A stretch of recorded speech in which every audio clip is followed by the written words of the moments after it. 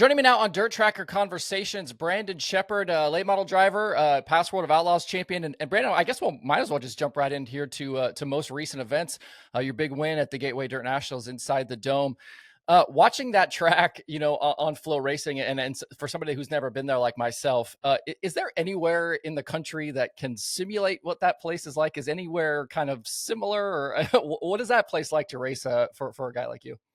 It's definitely wild, man.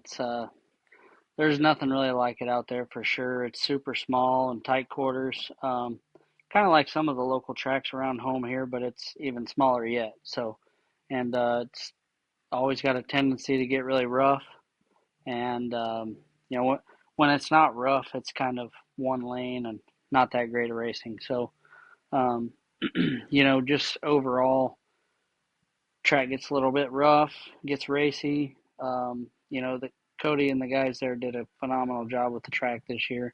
Not just because we won. I mean, obviously that helps, but um, overall the track was just produced pretty good racing all weekend except for the first day, and it was smooth and slick the first day, so it was kind of tricky to pass. It needs a little character, but like I said, it's not really like anything else that we do.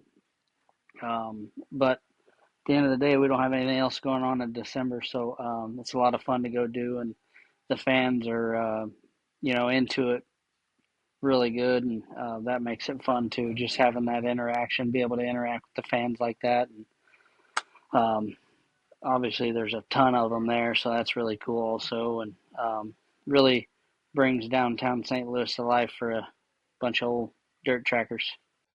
Uh, you got down. It seemed like the start of the race, you were kind of able to get away and lead and kind of control the show. But late in the going, with Ricky Thornton Jr. kind of tracking you down, did you know he was as close as he was? He obviously kind of took a shot at you there on the last lap. But were your guys kind of letting you know that he was kind of coming and was going to be close there?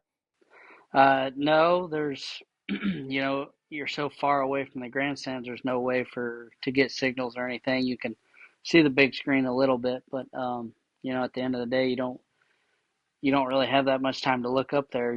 By the time you come out of one corner, you're already going in the next one. So it's cool in that aspect of it. You eliminate the signals, and so no, I didn't really know he was there until that last lap there. I was just trying to make sure I hit my marks and just try to not make mistakes in lap traffic and make sure I choose the right lane while I'm going through lap cars, just to make sure that I didn't give him an opportunity or anybody who was behind me an opportunity to jump in there and slide me. We know you've been testing a lot. You basically left Gateway, went straight to Golden Isles. You were at Millbridge before Gateway. Actually, I was there hanging out as well. Was there anything that you were able to learn from Millbridge that you could then kind of apply to the Dome? Um, we just got a good balance on our race car, and at Millbridge we did for a short track. We don't, like I said, we don't get an opportunity to run anything that small very often. So Millbridge just kind of let us get an idea of a direction we wanted to go on the car. And to be honest, once we left Millbridge, we kind of went into the Dome with a game plan and stuck to it, and we didn't have to change a lot all weekend. So it was nice to be able to go and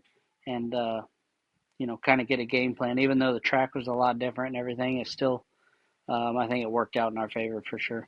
And then Golden Isles, did you even get a chance to really celebrate after the Dome? I mean, with kind of having to be there so quickly, were you guys like, all right, drink a beer, and then all right, we got to get in the truck and head there? Yeah, pretty much, man. I didn't even drink a beer after the race, honestly. We loaded everything up, and then we had to load up all of our apparel stuff, and then got on the road, went home, and then the guys got in the truck and headed towards Charlotte.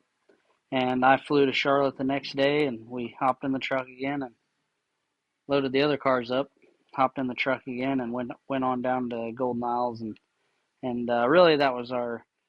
It was a good test, but it was kind of a shakedown for the two new cars just to make sure that everything was good, and then we plan on doing a bunch more testing when we go down for Speed Weeks and Golden Isles and the.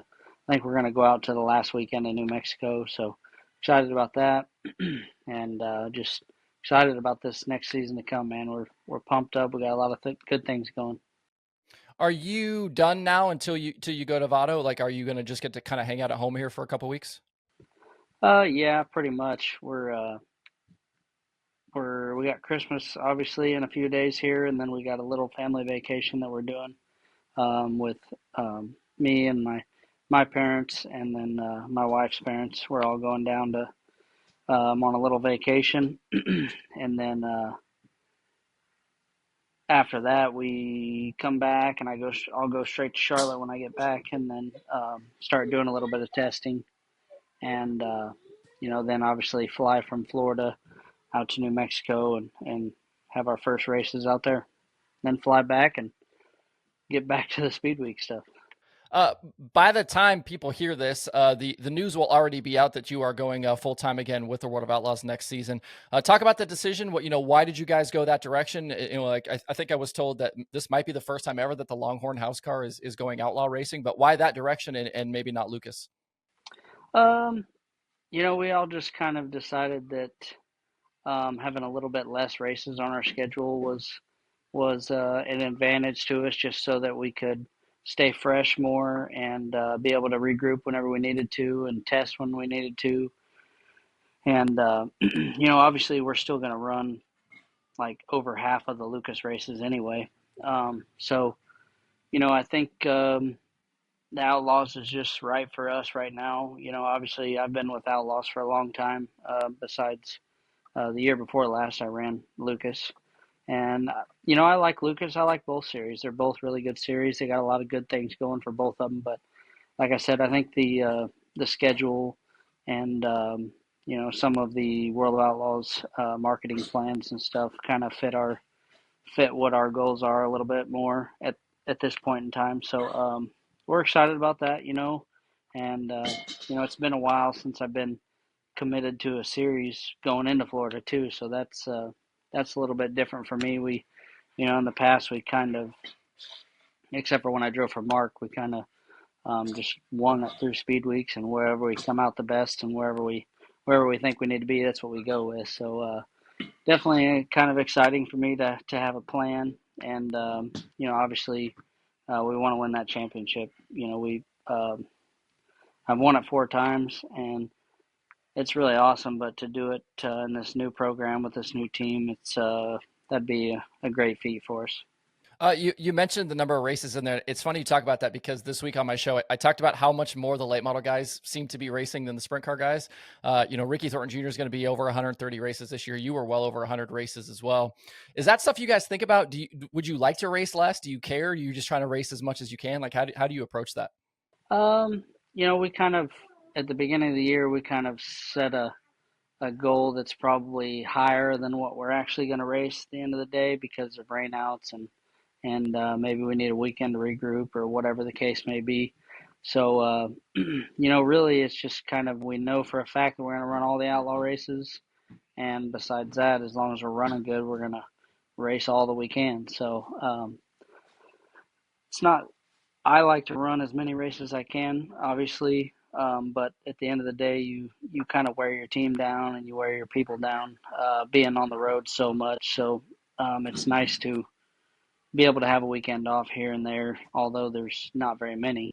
No matter what kind of schedule you decide to run, if you're going to do it professionally, you got to stay sharp, and the only way to do that is to go race. So, you take a weekend off, that's usually okay, but you take 2 or 3 weekends off, then you find yourself falling behind. So, for us and for my family, me and my career, I've always from the time I started, I've always ran as many races as I can throughout the year. And the point that we're at in dirt late model racing right now, there's a lot of good money races out there, and it makes it hard to take weekends off. So, um, when you're leaving the house and going to a 15, 20, 25, 30,000 to win or more race, it's makes it a lot easier to leave the house and go to ones like that, especially when you got a chance at it.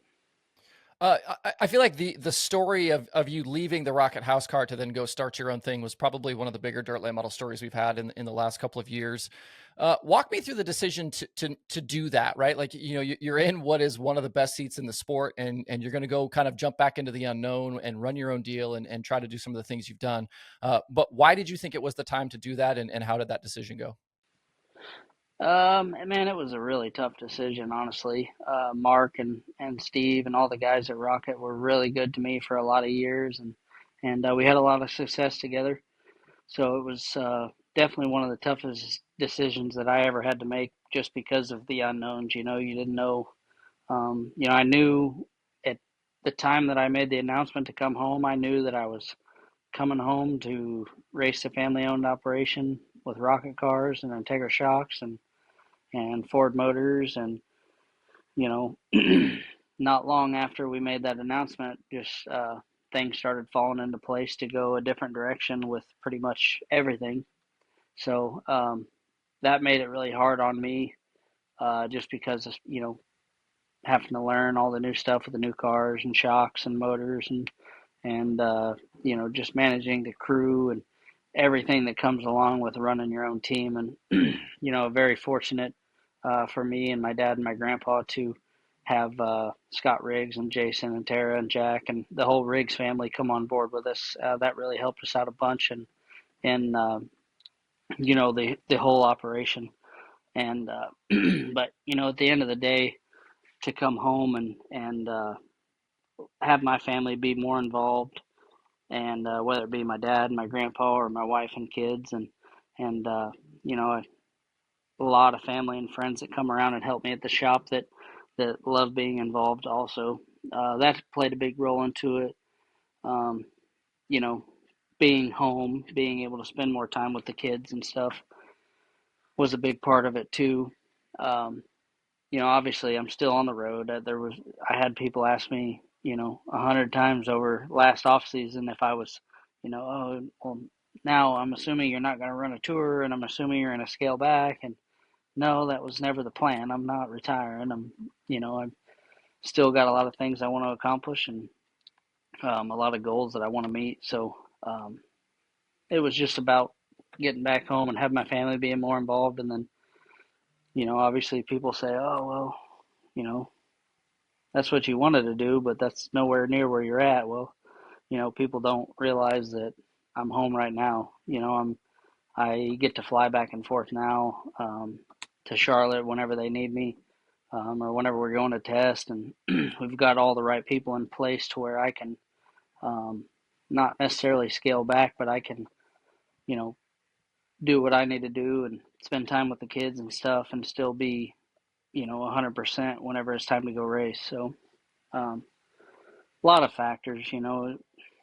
It was, like I said, it was a very difficult decision, because obviously the Rocket House car is one of the best rides out there. But um, just about the time you think, okay, I'm going to go back and race my family owned car, I get the next phone call with the next opportunity. Um, so, very blessed in my career and thankful for all the people throughout my whole career that I've either driven for or just been involved with. So I'm just very blessed and thankful in my career that I've had the opportunities that I've had, and this is another great one that I think we're gonna, you know, have a good success with, and I'm definitely gonna take advantage of it to the fullest extent. The transition from Rocket to Longhorn, it seemed like it kind of took you a little bit to get your feet underneath you. Obviously, a ton of success here towards the end of the season. For those of us that haven't driven a dirt late model, what is that learning curve like going from the Rocket House car to now? Okay, I'm a Longhorn guy. I've got different engines. I've got different shocks. What are the things that you have to do to kind of get yourself to where you can be competitive again? Man, it was tough. Not only are the cars different, but just the way that they go about everything, and the way that they race and make changes throughout the night is a lot different. And obviously, there's some things that you can apply from the Rocket stuff to the Longhorn stuff. But at the end of the day, it's it's hard to explain, really, just because the cars are so technical now, and even what they were, you know, especially 10 years ago. But the cars are so technical now, and you get a program that you're used to, and the way you go about changes throughout the night, whether it be a big track, small track, no matter what it is, then you take and you change everything, and the driver's feel is different. The way the crew chief has to, think about his changes are different. The changes that I want to make are different, and it took me a long time to, we took all speed weeks in New Mexico last year. We came out pretty good at New Mexico, and then we got down to speed weeks, and we had some solid runs, but not what we wanted for sure. But um, at the end of the day, I knew that it was going to take me a minute because you know my feel and everything is where my confidence comes from. So until I can get that feel that I'm looking for, my confidence isn't going to 100% be there. As many, I can say it till I'm blue in the face that I'm as confident as I'm going to be, but when that feel comes and when I get that program that I like and I'm confident in the changes that are being made, that's when the confidence is 100%. And you can really start executing. So, it took me till halfway through the year to where I was really confident in what I was doing, and I knew every time I went out on the track about what I was going to be feeling. So, just to be able to take that and learn this year, even though it wasn't the year that we wanted, obviously, we had we had 7 wins that were, all 20,000 or above. So I felt like our quality of wins were there, but the quantity wasn't there. But like I said, that'll all come with time. It's just a matter of me getting that confidence back, and I'm pretty much there now. So just super excited for what's to come, and obviously having good people like the Riggs family and my family and Kevin Rumley and Matt Langston and Steve Arpin and Paul Leach and John and the whole Longhorn family has taken me in like family and treated me very well, and that's exciting for me too, just because they're you know all hands on deck, making sure that I have everything I need and that I'm going to be successful. When you're going through that transition from Rocket to Longhorn, is it I need to change the car to feel what I want to feel, or or is it you have to change your driving style to fit the car, or is it some combination of the two? Yeah, it's a combination for sure. I think I had my grandpa calling me 3 or 4 times throughout speed weeks saying, you can't drive this thing like you drove your Rocket and all that. So, it was just it was a whole learning experience for me, and just being able to. Hi, kids are crying, all that. It was a whole learning experience for me just because of the how much different the cars were. It made me have to change certain things in my driving style to um, counteract what I was feeling in the car. And there's a lot of circumstances where in the Rocket stuff, I was so used to them that I would only make one mistake if I was going to make a mistake, because then I knew how to counteract what the car was gonna do based off of what I was feeling. So you know, this year was a whole year of issues like that, and just setup issues and stuff that that I was still learning, and that my crew was still learning, and that everybody involved was trying to help me figure out for myself. But at the end of the day, it's how do I say it? It's satisfying for me to be able to say that I'm still learning in my career. Whenever a guy gets to the point where he's not learning anymore, then I feel like you probably think you know too much, and you're once you get to the point where you think you know everything, then you're going to fall behind because you're not advancing yourself, you're not advancing your cars, you just get to the point where you're stuck, and I think that really can get you behind in a hurry, and definitely don't. I try not to be hard headed as much as I can, because all of us drivers are guilty of that. Um, we'll get something that we like for a certain track, and we'll go try to run it at the next track, and knowing that there's a good possibility it's not going to work, we still want to see it out and see if it works. Even though we know in the back of our mind that it's not going to work, or we something that doesn't work at a track, we go to the next track, and it may be the right thing to do there, but if you put it on your car, in the back of your mind, you're going to think, well, I know that doesn't work, when really it's probably the right thing. So that's the learning curve has been the hardest part for me as a driver, especially. I feel like there's been nights that I've had a better car than where I finished, especially in speed weeks. By the time feature time came around during speed weeks last year, I felt like I had a car that could race up front for sure. But just that confidence and that feel that I was lacking early in the night put me behind, and that makes for a tough night. The competition, so there's so many talented drivers out there, and everybody's got good equipment. It just makes it difficult to get behind early in the night, and you know, back to Gateway, that was kind of what we had been missing in the past years. Every year I go there, I have a really fast car, but for some reason I just can't get qualified, and my prelim night just doesn't go my way. So this year we qualified decent, and we won our heat race, and we started up front in our prelim night, and we were able to capitalize on that, and then everything just fell into place after that. Now that your team is the Longhorn house car, what are the differences for your team from just being the Sheppard Riggs Racing B5 to now being, okay, now we're the Longhorn factory team? Well, what are the differences week to week? And, does it mean more testing? Does it mean newer stuff, better stuff? Just explain to me the difference between those kind of two versions of your race team. Um, Really, the equipment wise, we're pretty similar to where we're at. We all, the Riggs family and my family, have always made sure that my equipment's top notch, no matter what I'm doing. So um, obviously we have new cars, but they're similar to what we've been racing, and I think it's just the people. The biggest difference is having the Matt Langston and Steve Arpin and Kevin Rumley in our corner, even though we drove their cars.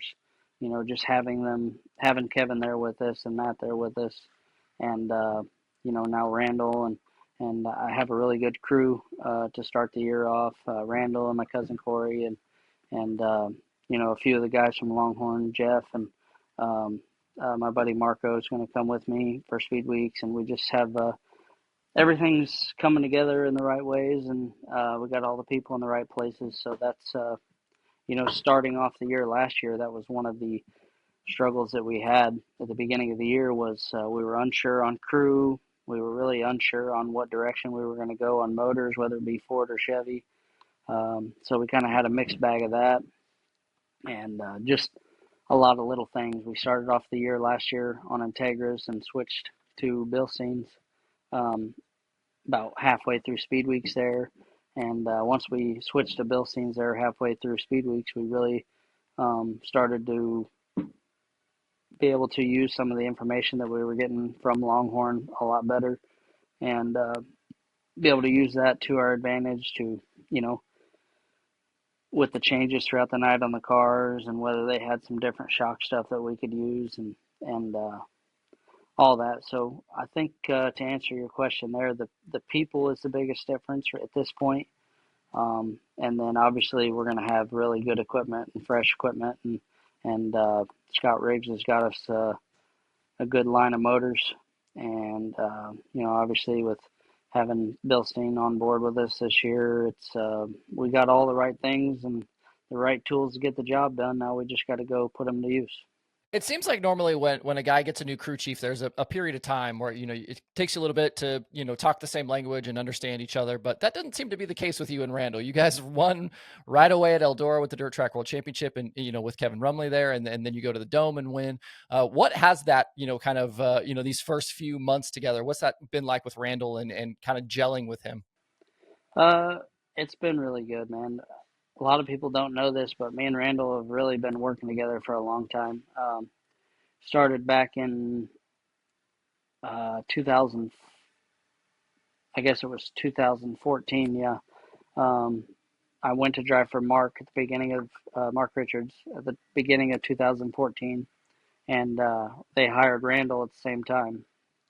And we went through speed weeks, and then we went to let's see, where did we go? We went to a couple more races after speed weeks. Anyway, long story short, we ended up both leaving Rocket at about the same time. I had my first skid, and Randall left the same time I did, and we went on to Randall actually went to work for Riggs, and I went back to my family-owned deal, and we ran summer nationals that year and just did you know chasing some money races and hitting and missing, and kind of me and Jason Riggs have been friends for a long time, so we parked next to each other and worked together a little bit, and then 2015 come around, and me and Randall were able to work together quite a bit. Just he went to Best in 2015, and he had Matt Westfall driving for him, and we were able to. We just got in contact and exchanged phone numbers, and next thing you know, we were talking on the phone quite a bit and just exchanging ideas, and he helped me out a lot at Eldora just to have a better idea of how to race there and how to go about my changes at that place. So, the dream, I think, in 2015 was the first time that it really showed the amount that Randall was helping me. We were able to win our heat race and start on the pole of the dream that year, and then come back to Eldora for the World, and we won both prelim nights and didn't make the race, but we won both prelim nights, so that was a big confidence booster for me, especially at Eldora. And then at the end of 2015, um, me and Randall were just kind of talking, and he asked if I would be interested in come driving for Best Performance. So we decided to do like a trial run deal, and I went out there, put my seat in a car, and we went to Charlotte and raced, and we ended up winning one of I think it was the Friday night race we won, and then on to 2016, I drove for Best Performance and had Randall as my crew chief that whole year, and we had a pretty successful year. I know I think we come out of the Lucas points. We ran Lucas. We come out of there, um, let's see, fourth in points, I think, and we won the dirt track that year and had a really successful year. And then, um, kind of the same deal as last year. I was to the point where I was like, well, I'm not 100% happy with where I was at, and I wanted to kind of come home and drive my family owned stuff again. And that off season, Mark called me, went to drive for him, 2017 through last year, and it's just funny how everything comes back around. I think both of us have learned a lot and have a lot more experience in the areas that we needed to be able to take both of our careers to the next level, I believe. So it's just really cool to see how things come full circle. And, we always worked really well together. We always enjoyed racing together, and we have fun with it. So I think if you can have fun in this space and be successful, I think that's the only way to do it, man. You're on the road so much, and you're living in a 8 by 30 box with, three or four other guys. You got to really enjoy who you're working with. So we always work well together, and we obviously we've got some good wins in the past together, and then obviously a couple good wins already in our new adventure. So we're super excited. Another guy that I would like to ask you about is Kevin Rumley, and he's a type of guy that he's like the Pied Piper of dirt racing. It seems like everybody wants to drive his cars. He's super smart. What do you think sets Kevin apart from some of these other guys? You kind of nailed it on the head right there. He's just so smart, and he has a really good program with his car, and just he is very meticulous with his race car, and he's always had success with whoever's in it. So that's going to be one of the biggest things with our team this year, I think, is having Kevin in our corner. And obviously, I drove Kevin's car quite a bit last year, so that was super exciting for me because me and Kevin hadn't worked together a lot in the past. But we jived really well right off the bat and work really well together, and we communicate really good, I think. And just makes it fun for all of us, And like I said, Kevin's just so smart. He's too smart sometimes, you know what I mean? And he makes it fun because we're always trying to get outside of our box and try to um, take advantage of new ideas and coming up with new ideas and different shocks and whatever the case may be to improve our program. So just having all that and all the right people in the right places, it makes it awesome. Next season, back with the World of Outlaws again. Can you take the fight to Bobby Pierce? Is this going to be the two Illinois guys here fighting it out all season for the championship?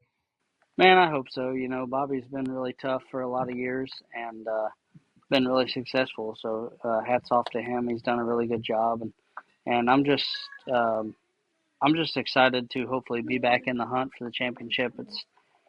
It's high stress, and we've had a lot of success with the Outlaws in the past, so I don't see any reason why we can't do it. It's just a matter of getting the right program and starting Florida Speed Weeks off right.